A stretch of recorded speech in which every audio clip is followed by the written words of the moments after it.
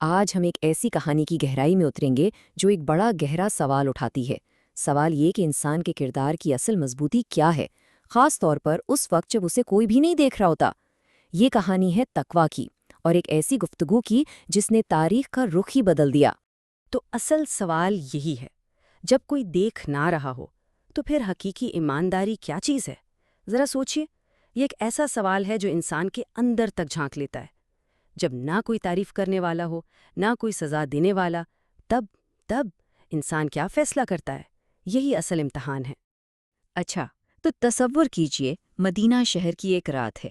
گلیاں بالکل سنسان، ہر طرف گہرا سکوت اور خاموشی۔ دن بھر کی جو چہل پہل تھی وہ اب تھم چکی ہے، اور زیادہ تر لوگ اپنے گھروں میں آرام کر رہے ہیں۔ لیکن اس گہری خاموشی میں ایک شخص جاگ رہا تھا۔ وہ تھے شہر کے حاکم خلیفہ عمر، اور وہ اپنے معمول کے مطابق بھیس بدل کر گلیوں میں گشت کر رہے تھے۔ دیکھیں، یہ کوئی شاہی پروٹوکول والا دورہ نہیں تھا، بالکل نہیں۔ یہ تو ایک باپ کی طرح اپنی رعایا کی خبر گیری کا ایک طریقہ تھا، تاکہ لوگوں کے جو اصل حالات ہیں نا، وہ بغیر کسی لاگ لپیٹ کے سیدھا ان تک پہنچے۔ تو گشت کرتے کرتے وہ تھک گئے اور ایک سادہ سی مٹی کے گھر کی دیوار کا سہارا لے کر بیٹھ گئے۔ اور ٹھیک اسی لمحے دیوار کے دوسری طرف سے ایک سرگوشی ان کے کانوں میں پڑی۔ ایک ماں اور بیٹی کی آپس کی گفتگو، ایک ایسی گفتگو جو صدیوں تک یاد رکھی جانے والی تھی۔ ماں کی آواز میں آپ کہہ سکتے ہیں کہ دن بھر کی تھکن بھی اور آنے والے کل کی فکر بھی۔ وہ اپنی بیٹی سے کہہ رہی تھیں، اٹھو بیٹی، اس دودھ میں تھوڑا پانی ملا دو، کل بیچنے کے لیے زیادہ ہو جائے گا تو 2 پیسے زیادہ بن جائیں گے۔ لیکن بیٹی کی آواز میں ایک اصول کی پختگی تھی۔ اس نے فوراً اپنی ماں کو ٹوکا، امی جان، کیا آپ بھول گئیں؟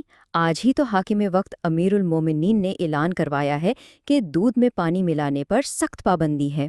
تو یہاں نا 2 الگ الگ سوچیں آپس میں ٹکرا رہی تھیں۔ ایک طرف ماں کی دنیاوی سوچ تھی کہ غربت ہے، موقع بھی ہے، اور کوئی دیکھ بھی نہیں رہا تو فائدہ اٹھا لو، اور دوسری طرف بیٹی کی اصولی سوچ تھی کہ حکم تو حکم ہوتا ہے، چاہے حاکم سامنے ہو یا نہ ہو۔ ماں نے پھر اپنی بات پر زور دیا، ارے عمر یہاں کہاں ہے جو ہمیں دیکھ رہا ہے؟ نہ وہ خود یہاں ہے، نہ اس کا کوئی سپاہی، کون پکڑے گا ہمیں؟ اور بظاہر یہ دلیل بہت مضبوط لگ رہی تھی۔ اور بس یہی وہ لمحہ تھا جہاں وقت جیسے ٹھہر سا گیا، جب دنیا کی کوئی آنکھ آپ کو نہ دیکھ رہی ہو، کوئی قانون آپ کو پکڑ نہ سکتا ہو، اور گواہ صرف اور صرف آپ کا اپنا ضمیر ہو۔ اصل امتحان تو تبھی ہوتا ہے۔ اور اس لڑکی نے جو جواب دیا وہ تاریخ میں ہمیشہ کے لیے محفوظ ہو گیا۔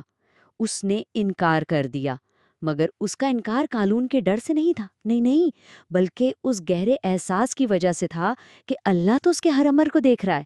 اس نے کہا، امی جان، عمر نہیں دیکھ رہے، لیکن عمر کا رب تو دیکھ رہا ہے۔ یہ تھا وہ جواب۔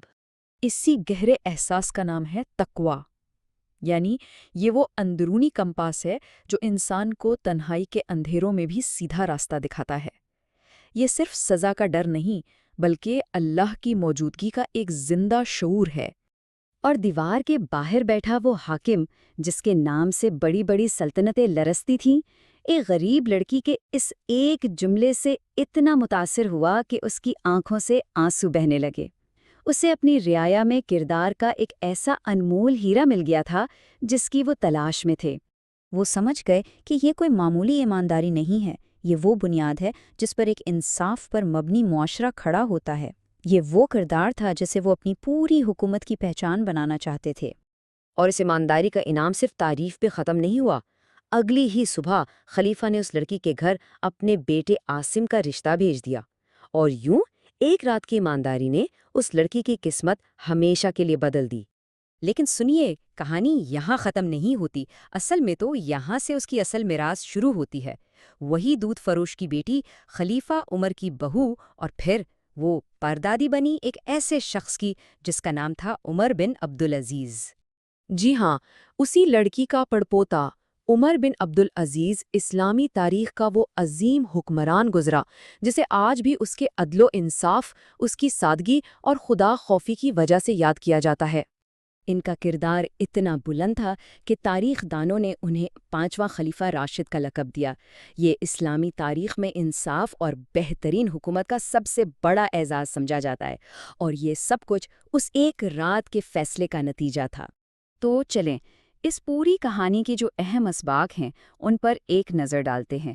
پہلی بات، اصلی کردار کا پتہ تنہائی میں چلتا ہے۔ دوسری بات، ایمانداری کا ایک چھوٹا سا عمل بھی نسلوں کی تقدیر بدل سکتا ہے۔ تیسری بات، تقویٰ صرف سزا کا ڈر نہیں بلکہ اللہ کی موجودگی کا احساس ہے۔ اور آخری بات، سچی لیڈرشپ ہمیشہ اچھے کردار کو پہچانتی ہے اور اس کی قدر کرتی ہے۔ اور یہ کہانی ہمیں اس آخری سوال پر چھوڑ جاتی ہے کہ ہمارے آج کے وہ چھوٹے چھوٹے فیصلے جنہیں کوئی نہیں دیکھ رہا، وہ ہمارے آنے والے کل کی دنیا کو اور ہماری آنے والی نسلوں کو کیسی شکل دیں گے۔ یہ سوچنے کی بات ہے۔